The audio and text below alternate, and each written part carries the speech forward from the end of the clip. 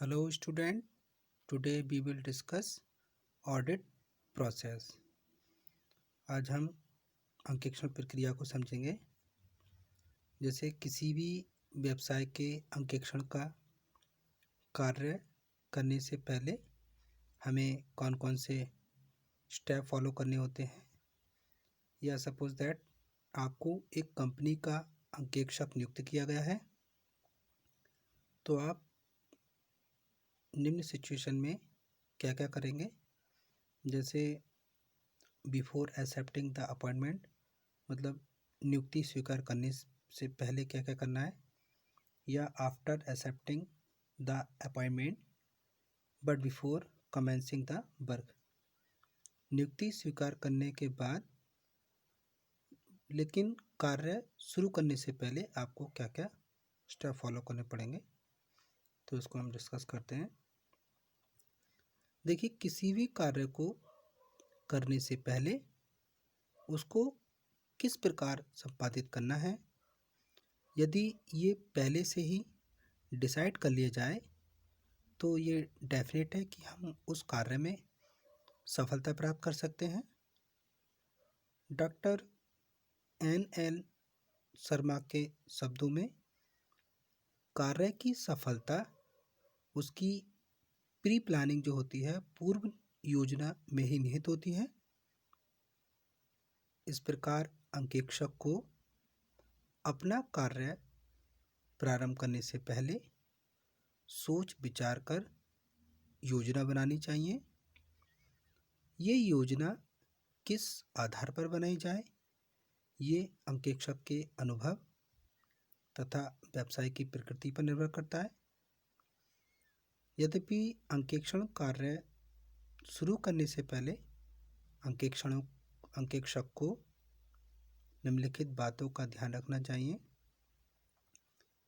Before accepting the appointment, नियुक्ति स्वीकार करने से पहले देखिए, अंकेक्षक एक व्यावसायिक व्यक्ति होता है, इसलिए उसे नियुक्ति से पहले अपने व्यावसायिक आचार संहिता के आधार पर नियुक्ति को स्वीकार करना चाहिए, अन्यथा उसे व्यवसाय के दुराचार का दोषी ठहराया जा सकता है।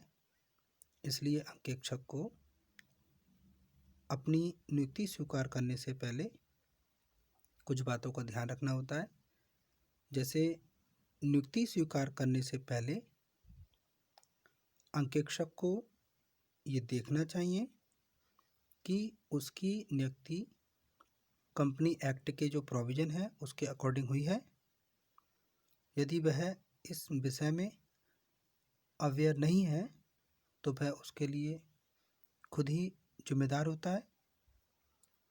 यदि उसकी नियुक्ति किसी दूसरे अंकेक्षक के स्थान पर हुई है तो परिवर्तनों के कारणों के लिए जिस अंकेक्षक को हटाया गया है या निवृत्त किया है, उस अंकेक्षक से भी इंक्वायरी करनी चाहिए।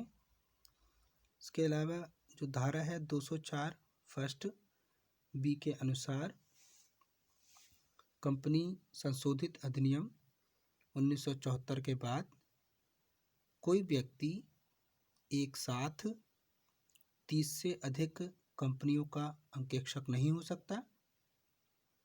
इसलिए अंकेक्षक महोदय को अंकेक्षक बनने से पहले इस जो लिमिटेशन है उसकी मर्यादा को भी ध्यान में रखना होगा।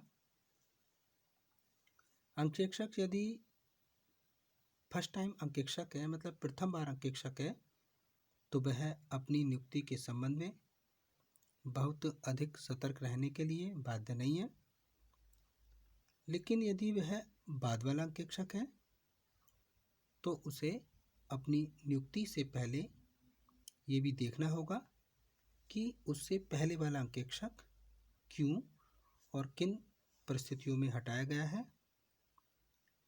अंकेक्षक को अपनी नियुक्ति के संबंध में कंपनी एक्ट की जो धारा है 224 और 225 के अनुसार कुछ बातों पर ध्यान देना होगा। जैसे उसकी नियुक्ति के 7 दिन के अंदर कंपनी से नियुक्ति की सूचना उसको प्राप्त हो जानी चाहिए। कंपनी से नियुक्ति संबंधी सूचना प्राप्त होने के बाद 30 दिन के अंदर अंकेक्षक को अपनी नियुक्ति के संबंध में कंपनी के जो रजिस्ट्रार होते हैं उनको सूचना दे देनी चाहिए। वार्षिक साधारण सभा में प्रस्ताव पारित करके यदि अंकेक्षक की नियुक्ति हुई हो तो उसकी प्रतिलिपि सभी अंशधारियों और उसके साथ ही पुराने अंकेक्षक के पास भी भेजी जाती है।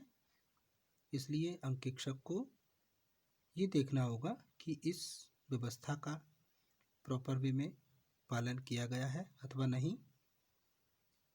यदि पुराने अंकेक्षक के स्थान पर नियुक्ति की गई है, मतलब उसे पुराने अंकेक्षक को अपने ऊपर लगाए गए आरोपों का उत्तर देने का अवसर दिया जाता है।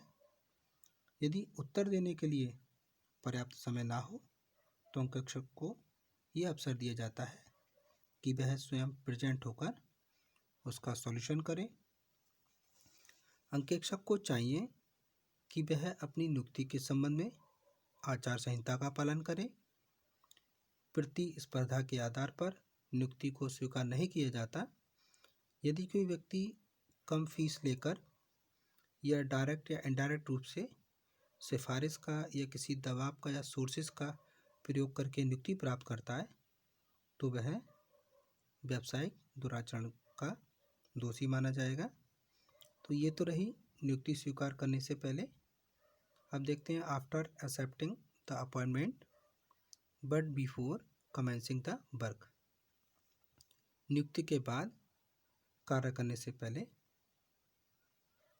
इसमें एक अंकेक्षक को अपनी नियुक्ति की वैधता की जांच करने के बाद अंकेक्षण कार्य शुरू करने से पहले एक सिस्टमेटिक वे में प्लानिंग बनानी चाहिए ताकि वह अपने कार्य को सफलता से संचालन कर सकेगा।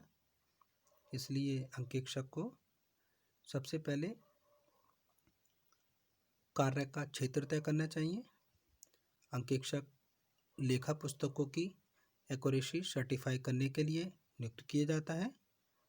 इसलिए उसे अपने कर्तव्य का उचित क्षेत्र खुद ही निर्धारित करना चाहिए। यदि नियोक्ता उस कार्य क्षेत्र के लिए अगर कोई स्पेशल गाइडेंस दे तो उसको फॉलो करना चाहिए। लेकिन अगर वैधानिक अंकेक्षण है तो अंकेक्षण का कार्य क्षेत्र विधान द्वारा निश्चित होता है और नियोक्ता व अंकेक्षक उसे बढ़ा तो सकते हैं लेकिन घटा नहीं सकते। अंकेक्षण कार्य प्रारंभ करने से पहले अंकेक्षक को इस बात का भी पता लगाना चाहिए कि नियोक्ता का अंकेक्षण कराने का क्या पर्पस है। ऐसी इन्फॉर्मेशन उस समय और भी आवश्यक हो जाती है जब अंकेक्षण पहली बार कराया जाता है। अंकेक्षण को अपना कार्य शुरू करने से पहले अपने कांटेक्ट में आ रही संस्था के संबंध में कुछ फंडामेंटल इन्फॉर्मेशन प्राप्त करनी चाहिए जिससे वह संस्था की महत्वपूर्ण सूचनाएं प्राप्त कर सके। जैसे व्यवसाय की प्रकृति। अंकेक्षण शुरू करने से पहले अंकेक्षक को व्यवसाय की प्रकृति और अन्य बातों से भली भांति परिचित होना चाहिए। जैसे उस व्यवसाय में किस वस्तु का व्यापार होता है, वस्तु का क्रय विक्रय कहाँ से होता है, व्यवसाय की संपत्तियों का क्या नेचर है, व्यवसाय की आय व्यय की क्या मद है, व्यवसाय की और भी जो तकनीकी बातें हैं उन सब की उसको भली भांति जानकारी होनी चाहिए। अंकेक्षक को कंपनी की दशा में उसके पार्षद सीमा नियम और पार्षद अंतर नियम तथा साझेदारी संस्था की दशा में साझेदारी सल्लेख का पूरा अध्ययन करना चाहिए। अंकेक्षक को अपनी नियोक्ता से ये जानकारी प्राप्त करनी चाहिए कि लेखाक्रम की किस पद्धति से हिसाब किताब लिखे गए हैं और ये भी जानकारी ले लेनी चाहिए कि पुस्तकें किस मेथड से लिखी गई हैं। अंकेक्षक को नियोक्ता से ये भी जानकारी लेनी चाहिए कि व्यापार में कौन कौन सी पुस्तकें लिखी गई हैं और उन पुस्तकों को लिखने वाले व्यक्तियों के क्या क्या नाम हैं। इसके अलावा वैधानिक एवं अन्य आवश्यक सूचनाएं भी प्राप्त कर लेनी चाहिए। अगर व्यवसाय में आंतरिक निरीक्षण प्रणाली का प्रयोग किया जा रहा है तो उसे ये भी ज्ञात करना चाहिए क्या वह संतोषजनक या विश्वसनीय है या नहीं। यदि व्यवसाय किसी तकनीकी ढंग का हो तो ऐसी कंडीशन में अंकेक्षक को कार्य शुरू करने से पहले नियोक्ता से जो भी टेक्नोलॉजी वाली नॉलेज है उसको गेन करना चाहिए ताकि संस्था की जो भी प्रोसेस है उसको समझने में कोई प्रॉब्लम ना हो।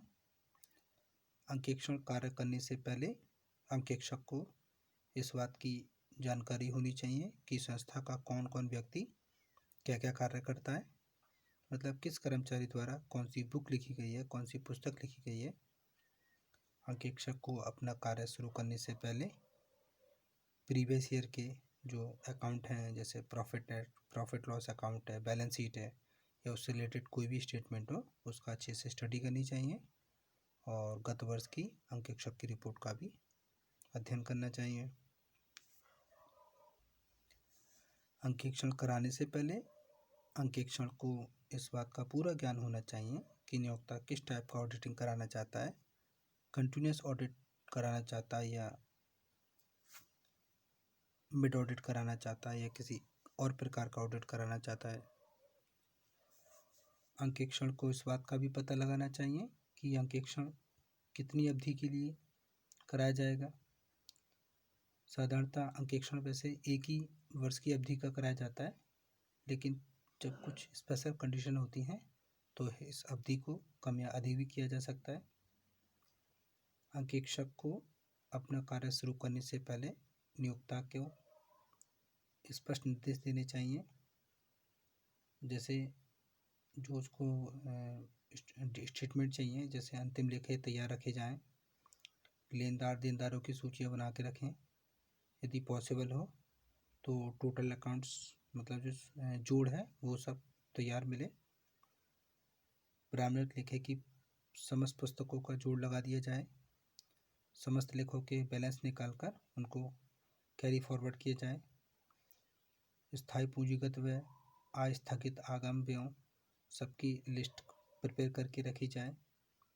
स्टॉक का वैल्यूएशन किस प्रकार किया गया है इसके लिए भी एक लिस्ट प्रिपेयर की जाए। कॉन्टिंजेंसी लायबिलिटी जिनको हम संभावित दायित्व कहते हैं उनकी सूचियाँ बना के रखी जाएँ। अंकेक्षक को दिए जाने वाले सभी प्रकार के पिल्लिकों की सूची बना के दी जाए। ह्रास काटने की कौन सी मेथड यूज किया गया है उसकी अच्छे से लिस्ट प्रिपेयर की जाए। अंकेक्षक को कार्य शुरू करने से पहले ही नियोक्ता से अपने पारिश्रमिक के बारे में कांटेक्ट कर लेना चाहिए ताकि बाद में किसी प्रकार का कोई डिस्प्यूट ना हो।